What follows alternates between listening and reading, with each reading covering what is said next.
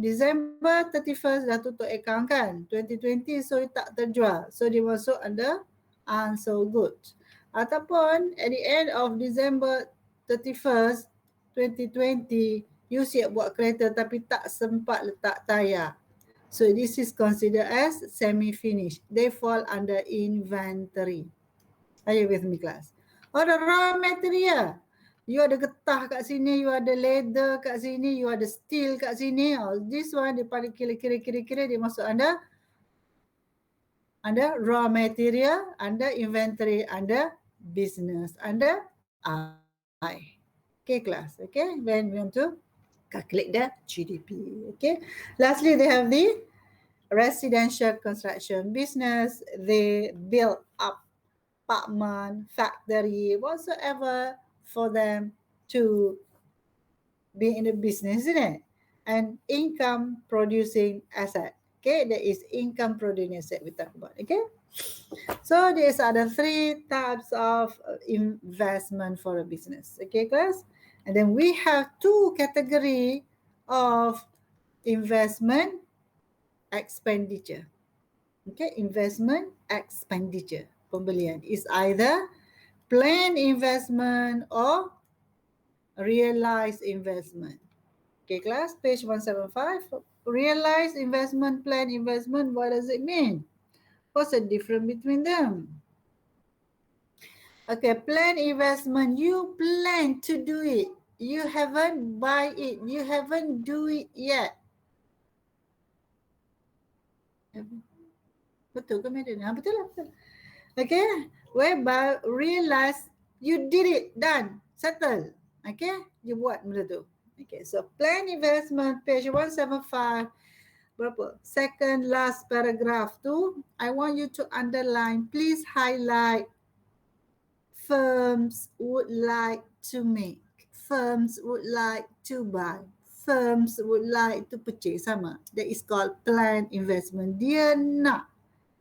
Whereby when we talk about realize, I want you to underline business actually make. Okay, underline that. The last paragraph, first line.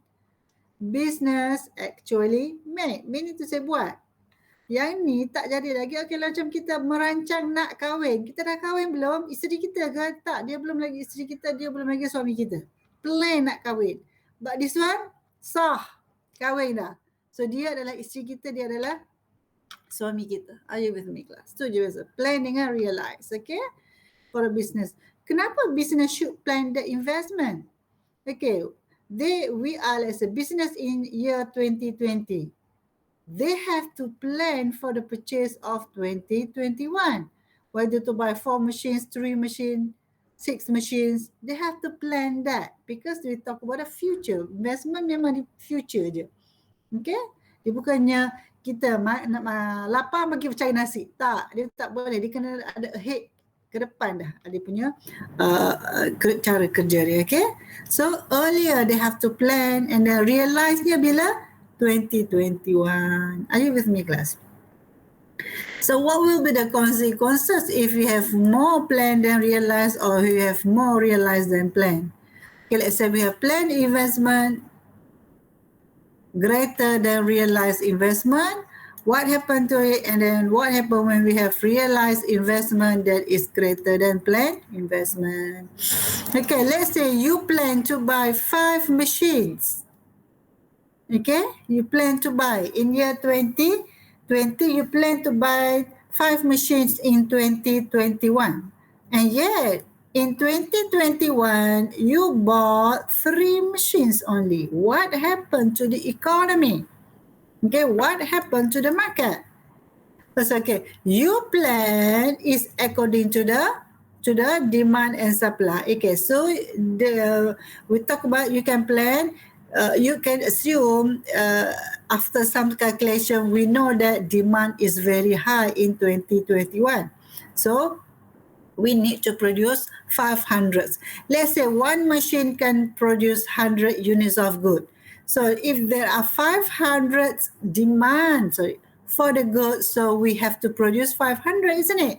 That's why we will like to buy 5 machines so that we can produce 5 100 units of goods and services.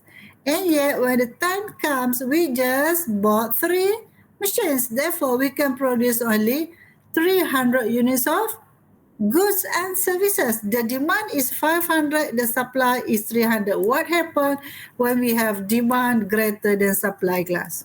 What happened?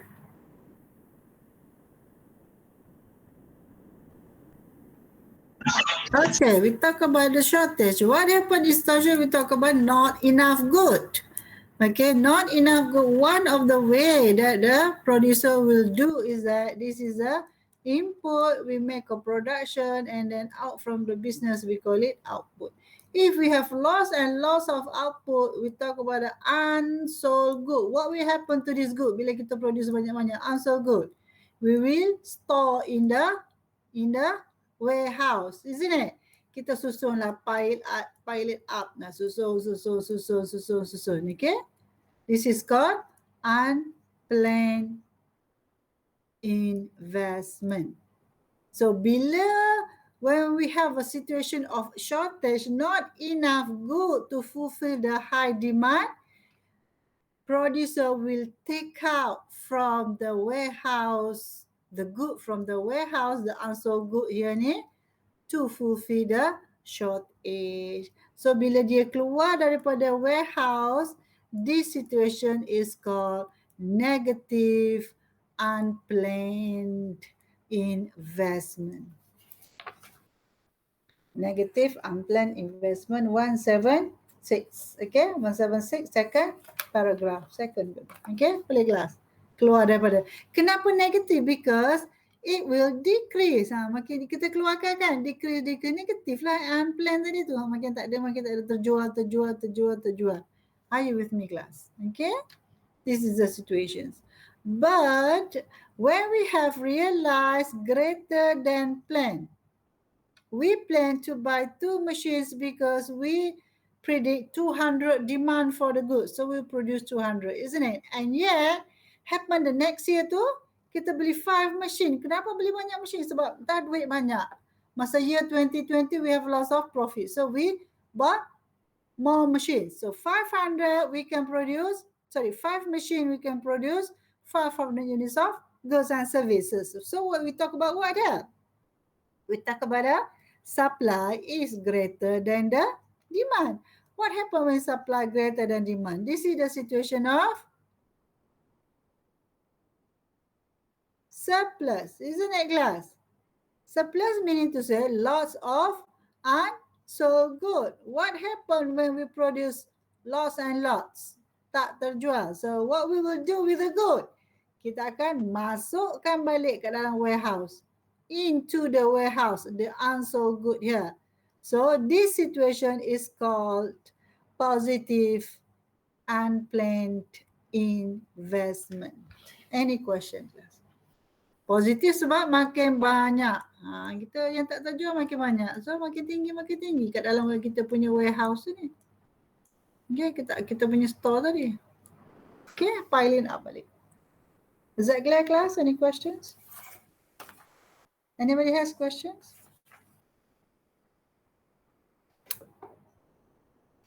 Tak ada? Faham semua? Faham tak apa? Kadang tak faham. Okay, next. We talk about the relationships of investment. Okay, relationship, investment and interest rate. Satu lagi, we talk about relationship between investment and outputs.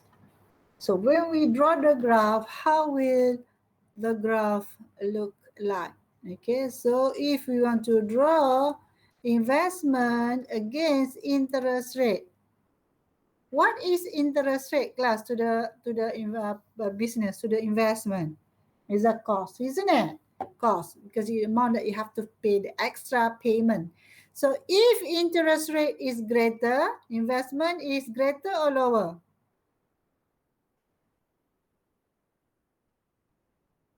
Lower. So interest rate is lower, investment is greater. So we talk about a negatively related between the negative related, meaning to say negative slope. downward sloping, isn't it? That's why page 177, this investment curve is called investment demand curves. But demand adalah negative. Okay, are you with me, guys? So if you want to see the relationship here, let's say we talk about a very high interest rate. Let's say we talk about 50% of interest rate. So the business would like to make only 100 investment. But when the interest rate decline to, let's say, 10%, so business would like to make, let's say, 500 investment. Are you with me, class? Okay. So we talk about the decline in interest rate will increase the investment. So the relationship here is negative. But when we talk about the relationship between investment and output, okay, let's draw the graph. Sorry, gigil lah pula. So we have investment against the output. Okay, nama lain output is GDP. Nama lain benda adalah income. Semua tu benda sama. So investment against the income, boleh juga investment against the GDP. What is the relationship? Take a look at page 178. Can you see the graph? It is a straight line. This is investment curve. Kenapa? Okay, kenapa dia horizontal? Because if the if the business would like to invest more, will they take a look at your pocket, the income? Will they? Orang ni miskin ke kaya? Miskin kaya, dia nak beli mesin, dia tak kira. Dia nak beli mesin based on the interest rate, bukan based on your pocket. That's why if your income is 100 ke, 200 ke, dia tak kisah. 300 ke, regardless, they will always make only one investment. Let's say we talk about 20 billion here. 20 billion, dia tak kisah. Tak ada naik, tak ada turun. Are you with me, guys? So, this is what is the relationship between investment and output? We call it autonomous. That's why this is IO class. IO. Pernah mendengar kat mana autonomous? Where have you heard the autonomous? Kilang? Budak ni. Haris ke jawab? Haris. Siapa saya? Saya ni, saya tak nampak ni saya. Haris. Okay, seorang Haris. Autonomous ni, Madam pernah sebut kat mana? Where have you heard? That is kilang tu otomotif. Ni autonomous. C equal to,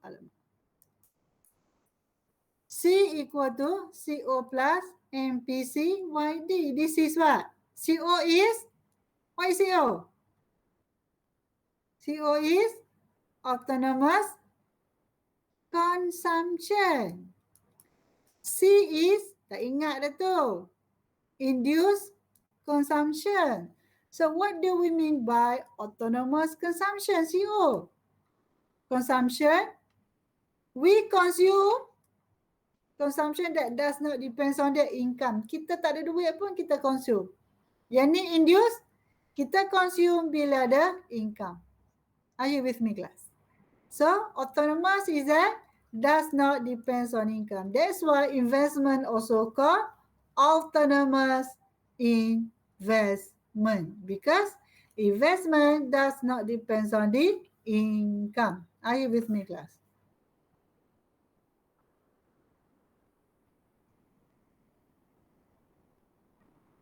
Boleh faham?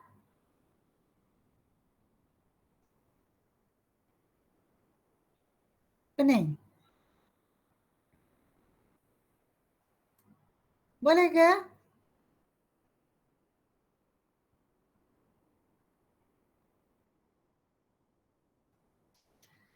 Tang mana rasa tak clear tu?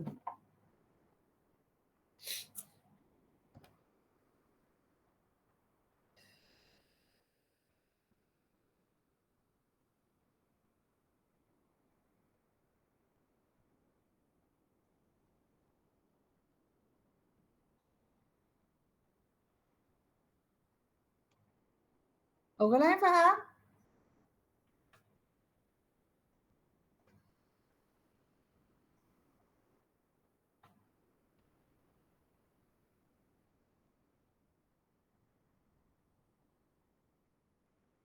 Dia bukan lagi banyak investment expenditure, lagi banyak income ke?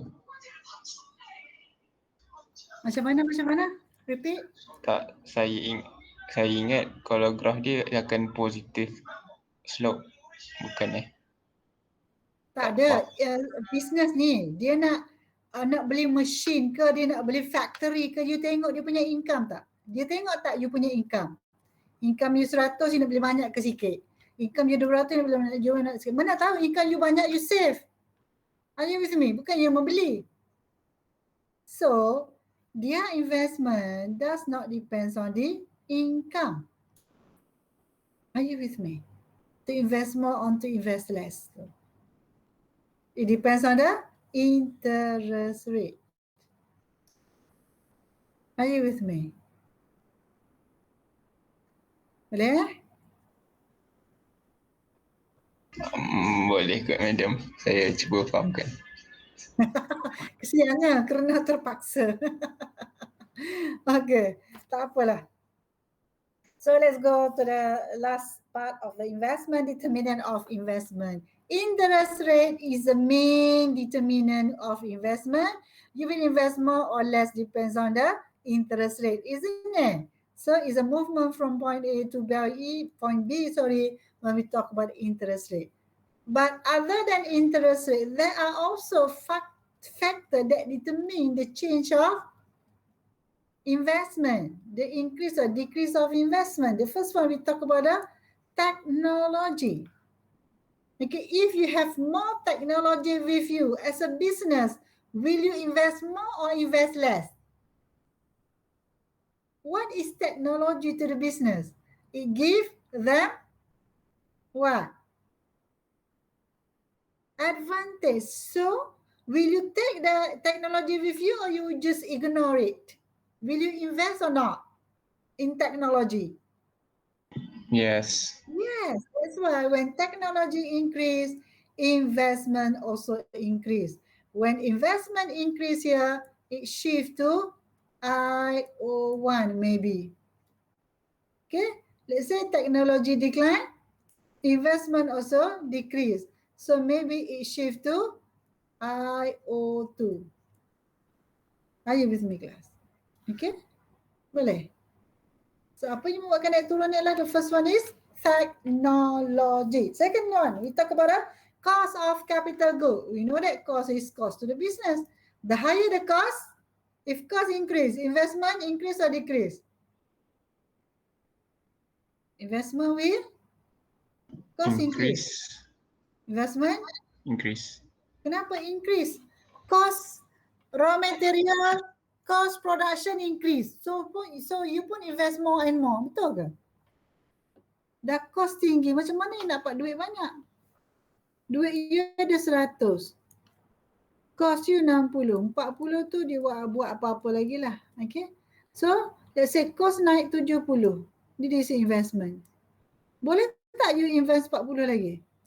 Dah tak boleh kan? You kena invest less, isn't it? Cost increase. It's a burden to you. So, you can invest less. So, IO shift to IO2.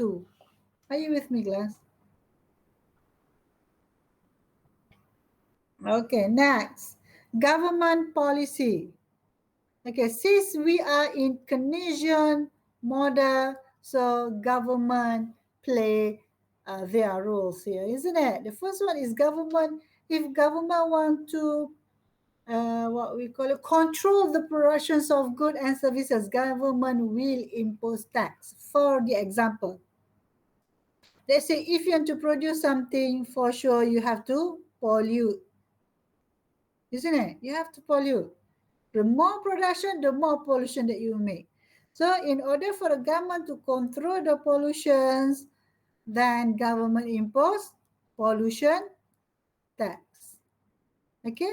The more pollution, the more tax will be imposed. Are you with me? So they have to decrease the pollution, decrease the production, isn't it? So investment also decline. Are you with me, class? Okay? You cannot produce more without loss of tax by the governments. But when the policy increase the investment, let's say at the free zone, free apa tadi? Free tax zone, isn't it? Free tax zone. Kat Kedah apa dia nama free tax zone? Langkawi. Perlis free tax zone dia kat mana kelas?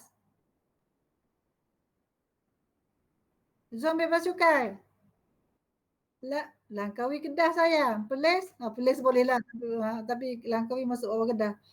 Perlis? Apa dia border? Perlis, Thailand. What's the name of the border there? Bukit?